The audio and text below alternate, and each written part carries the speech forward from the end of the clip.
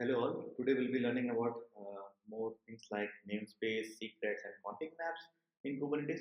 So let's get started. In Kubernetes, namespace is like a mechanism to logically group or isolate the Kubernetes resources within the same cluster, which helps in providing a scope for names and enabling access control. So you can consider like once you have a namespace with the name beta, again you try to create a namespace with the same name, it will not be allowing you to do the same.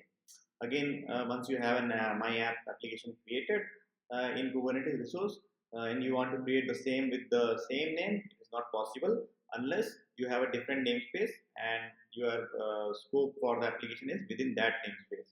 So with the help of namespace, we can have a different same application deployed between different namespaces. So what is the use case of namespaces? Like it can be used for multiple teams. So suppose you have two teams, front end and back end. So front end within the same cluster, you can have a namespace with the name front end, and you can deploy your front end application.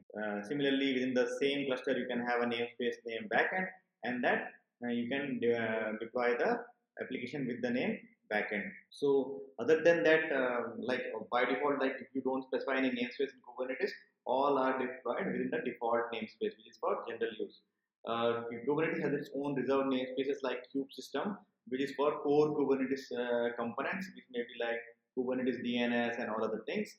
Then kube public namespace is the one which is available to all the users in the read-only mode. So custom namespaces can be created with the help of if you want to have a separate environment within the same cluster, you can create dev, QA, stage, production, etc.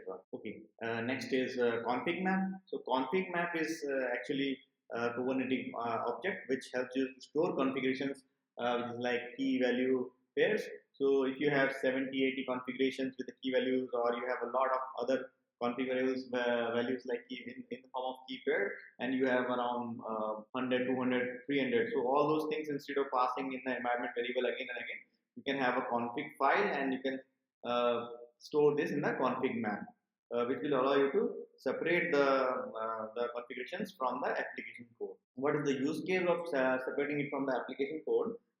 It is helpful like whenever you deploy the application and you want to change config maps. So in that case, changing the values in the config maps, you don't require a restart of the application, or you don't need to tweak the application. So that is the major advantage. Examples of that may be like when you want to change the logging level from input to debug. In that case, it can be used if you want to have some feature toggle. In that case, it will be useful. Or if you want to change the DB string, in that case, it is very useful. So it helps basically to update values without changing or rebuilding your containers. So here you can see the flow of the secrets and config maps. So in secrets, we'll see in the upcoming few minutes. So what it happens is like all the secrets and Kubernetes maps can be tied to pod, and actually all the calls are made via Kubernetes API server, and then all the secrets and config maps are stored in the HCD. So HCD is kind of a storage where all the things are stored for secrets and config map. So basically, what do you need now? The next is secrets. So secret, why secret is needed other than config map? Because it is designed specifically for storing sensitive data, which may be your SSH key, API keys, etc. So all those things can be encoded in base64, or any other algorithm can be implemented to have more secure way. So why do we need secret? Secrets are needed for again keeping the sensitive data separate from the application code, just like configs.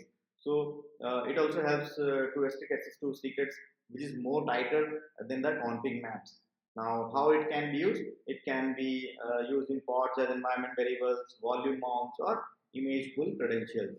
So all those things can be implemented with the help of Kubernetes secrets.